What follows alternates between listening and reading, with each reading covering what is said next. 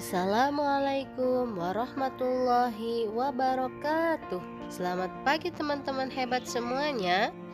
Kembali bersama Miss Imas, kita akan melihat dan mendengar kisah-kisah inspiratif. Judul Carpe Time pagi ini adalah Tidak Ada Makan Siang yang Gratis. Semoga kisah ini membawa manfaat untuk kita semua ya. Selamat mendengarkan. Di siang hari yang cerah, tampak seorang ibu di depan pintu rumahnya kedatangan seorang pengemis muda. Ia tampak berpakaian lusuh, berbadan dekil, dan sebelah tangannya kurang lengkap. Pemuda itu berkata dengan sopan, "Ibu yang baik, bolehkah saya meminta sedikit makanan dan minuman? Dari pagi saya belum makan. Tolong beri sedekah makanan kepada orang seperti saya, Bu." Dengan senyuman yang lembut tapi tegas, si ibu menjawab, "Boleh, tetapi engkau harus mengerjakan sesuatu sebelum engkau menikmati makanan itu. Apakah engkau sanggup?" Pemuda itu pun menjawab, "Baiklah, pekerjaan apa yang harus saya kerjakan?" Segera ibu itu pun menunjuk ke arah setumpuk bata yang ada di halaman rumah. "Anak muda, pindahkan semua batu bata itu ke belakang rumah." Dengan raut muka terkejut, pemuda itu pun menjawab, "Maaf Bu, bagaimana saya dapat memindahkan semua batu itu dengan sebelah tangan seperti ini?" Pengemis muda itu tampak keberatan. "Kalau ingin makan siang, kamu harus membayar harganya. Silahkan kerjakan atau pergilah dari sini."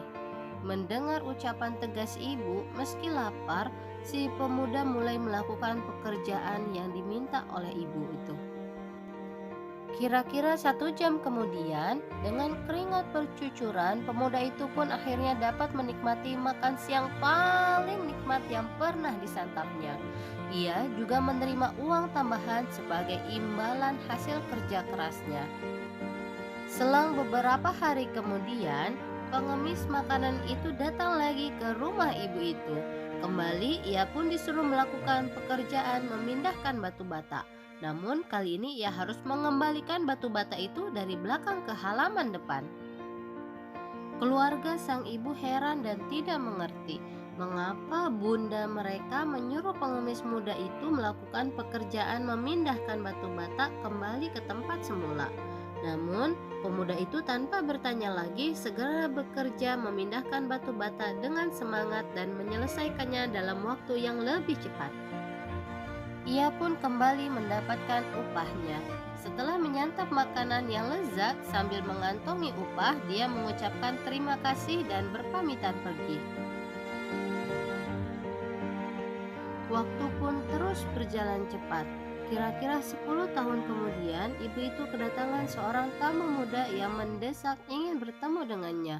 Dengan mata tuanya, ia menatap pemuda berpakaian rapi dan terkesan mahal di hadapannya. Dengan senyum ramah, pemuda itu menjabat tangan si ibu dan menyapa, "Ibu masih ingat saya?" Pemuda dengan sebelah tangan yang 10 tahun lalu pernah minta makan kemari. Si ibu menganggukkan kepala dengan senang.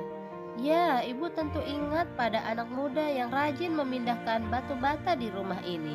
Sekarang engkau sudah berubah, apa yang bisa ibu bantu?" "Saya menyempatkan diri kemari ingin mengucapkan terima kasih kepada ibu. Berkat pelajaran tidak ada makan siang gratis yang ibu berikan kepada saya waktu itu, saya menyadari ternyata saya mampu bekerja seperti layaknya orang yang bertubuh sempurna. Mulai saat itulah saya bekerja keras dan bertekad untuk membuktikan bahwa fisik yang kurang lengkap bukan berarti harus menunggu belas kasihan orang lain. Dan saya sangat bersyukur sekarang saya telah menjadi orang yang sukses."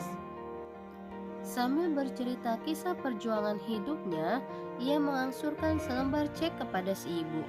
"Bu, terimalah cek ini sebagai tanda terima kasih saya. Silahkan ibu isi sendiri angkanya. Jika ibu berkenan, saya juga telah menyiapkan sebuah rumah peristirahatan untuk ibu memasuki masa pensiun nanti." Dengan mata berkaca-kaca, si ibu berkata, "Terima kasih atas perhatian dan niat baikmu anak muda. Maaf, ibu tidak bisa menerima semua ini.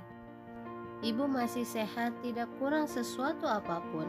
Bisa melihat kamu sukses, ibu pun ikut berbahagia.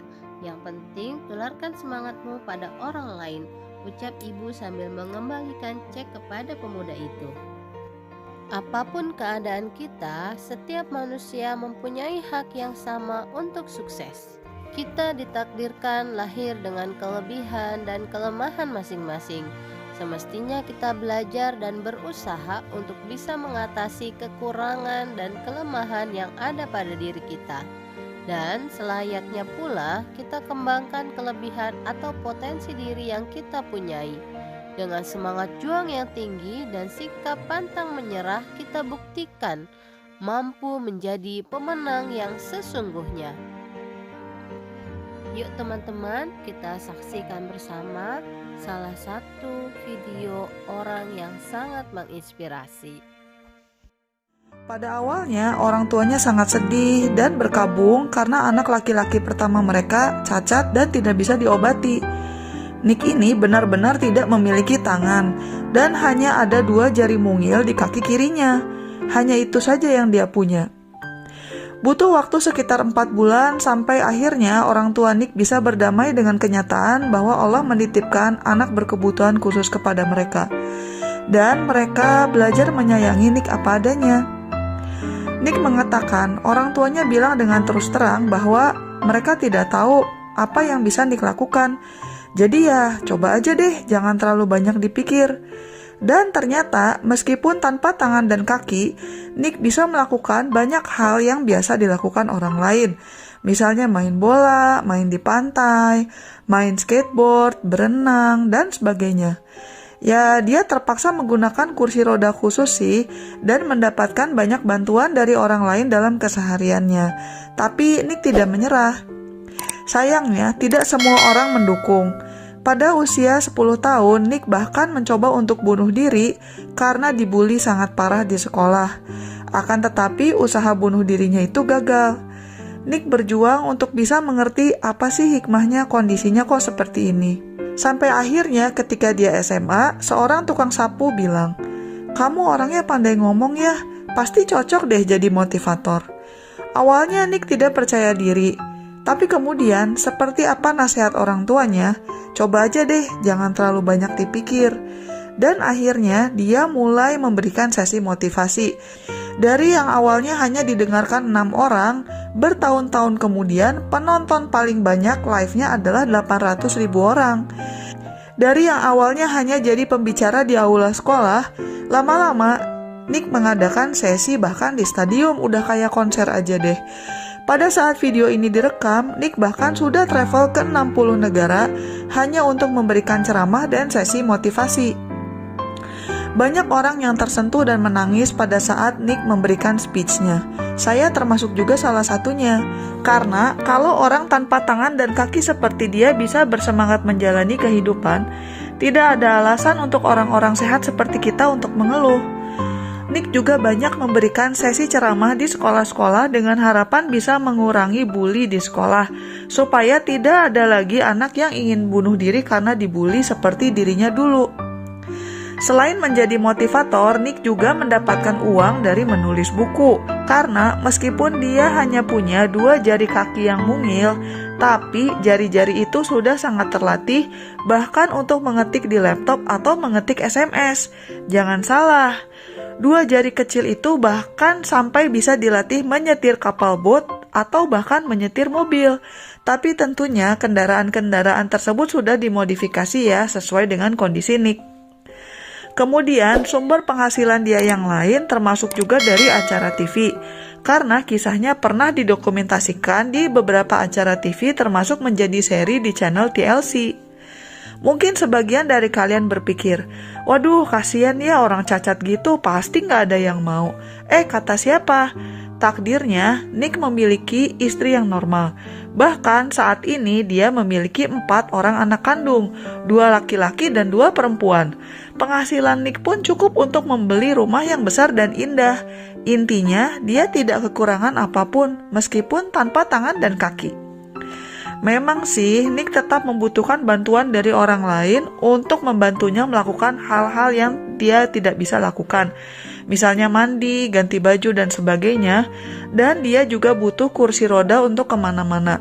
Tapi saya yakin kalian setuju, pencapaian beliau termasuk luar biasa mengingat kondisinya sangat parah. Nah, apa sih yang bisa kita pelajari dari Nick? Yang kelihatan jelas banget menurut saya adalah jangan menyerah. Meskipun kondisinya seperti itu, Nick ini tidak hanya sekedar mengurung diri di kamar, nangis, tapi dia coba melakukan hal-hal yang biasa dilakukan orang lain. Entah itu main bola, berenang, main golf, dan sebagainya. Saya yakin hal-hal tersebut tidak dia kuasai dalam 1-2 menit. Pasti sering jatuh, tapi dia bangkit lagi. Jatuh lagi, bangkit lagi, dan seterusnya. Selain itu, sifat tidak menyerah Nick juga terlihat dari kebiasaan dia mengetik di laptop dan HP hanya dengan 2 jari kaki. Teman-teman coba aja deh sendiri, susah loh. Saya yang normal aja ngetik pakai tangan di HP suka salah-salah, apalagi kalau disuruh ngetik pakai jari kaki. Saya sih nggak kebayang ya, Nick itu pasti berlatih lama sekali, sampai akhirnya jari kakinya bisa terlatih seperti itu. Kalau dia mudah menyerah, dia tidak akan bisa melakukannya. Kemudian yang saya ambil hikmah dari kisah Nick adalah untuk fokus dengan apa yang bisa kita lakukan. Jangan fokus dengan apa yang kita tidak punya, tapi fokus dengan apa yang kita punya dan apa yang kita bisa. Oke, dia tidak punya tangan dan kaki, dia hanya bisa ngomong. Tapi benar juga ya, dia masih bisa jadi motivator. Meskipun susah karena hanya punya 2 jari kaki, tapi dia masih bisa mengetik buku. Dan kalau dia cuma direkam aja dia bisa.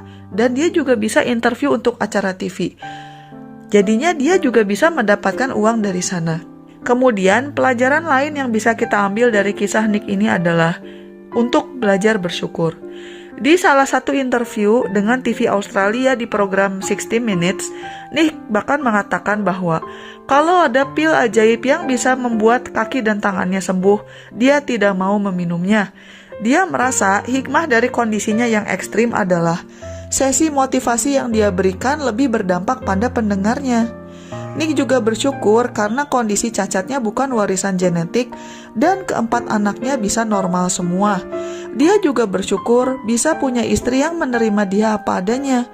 Duh, kalau melihat beliau ini saya pribadi suka malu gitu, gak berani ngeluh-ngeluh gak jelas.